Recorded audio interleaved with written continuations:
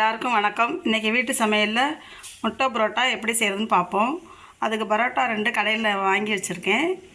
முட்டை 4, வெங்காயம், தக்காளி, பச்சை மிளகா, கருவேப்பிலை, தேவையான அளவு காரத்துக்கு மிளகாத்தூள், கரம் மசாலா, சோம்புத்தூள், உப்பு. இப்போ எப்படி செய்கிறதுன்னு பார்ப்போம். அடுப்பில் தோசைக்கல் போட்டு எண்ணெய் ஊற்றிக்கணும்.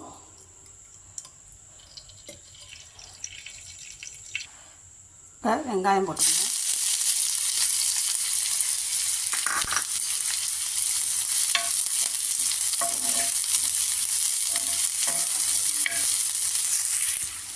வெங்காயம் போட்டு நல்லா வதக்கணும்.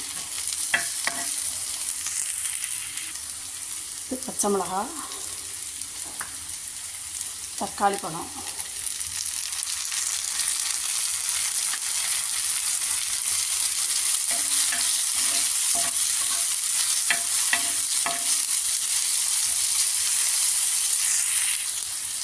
கருவேப்பிலை,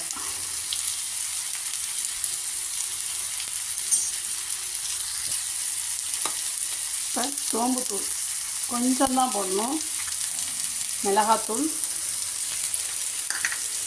கரம் மசாலா இல்லை கொஞ்சம் கொஞ்சம் தான் போடணும். டேஸ்ட்டுக்கு ஏற்ற மாதிரி அவங்கவுங்க காரத்துக்கு ஏற்ற மாதிரி கூட்டி குறைச்சி போட்டுக்கோங்க. உப்பு தேவையான அளவு.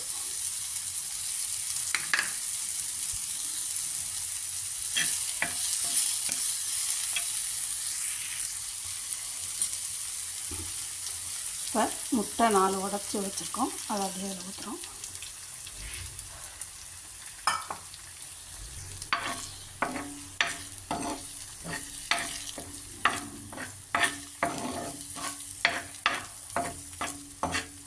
ரொம்ப ஹையில் வைக்கக்கூடாது, சிம்மிலே வச்சு தான் பண்ணணும். இப்போ நல்லா முட்டை நல்லா இதாகிடுச்சு. இப்போ நம்ம 1-2 பிச்சு வச்சுருந்தால் பரோட்டாவை போடணும்.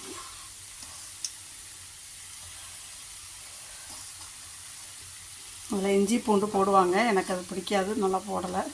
ஒரு சிலர் பிடிக்கும், போட்டுக்குவாங்க.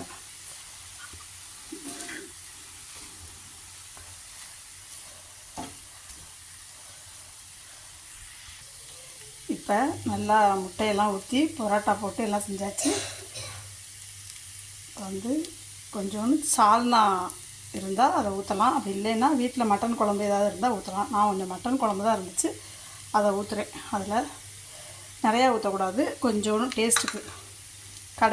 கடையிலனா பரோட்டா சால்னா ஊற்றுவாங்க. நம்ம வீட்டில் செய்கிறதுனால வீட்டில் என்ன இருக்கோ கறி குழம்பு இருந்தாலும் ஊற்றலாம், இல்லை ஊற்றாட்டினாலும் பரவாயில்ல.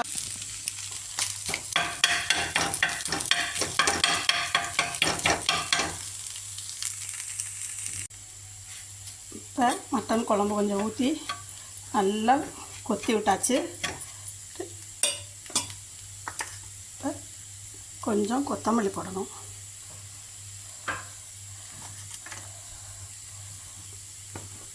முட்டை பரோட்டா ரெடி ஆகிடுச்சு.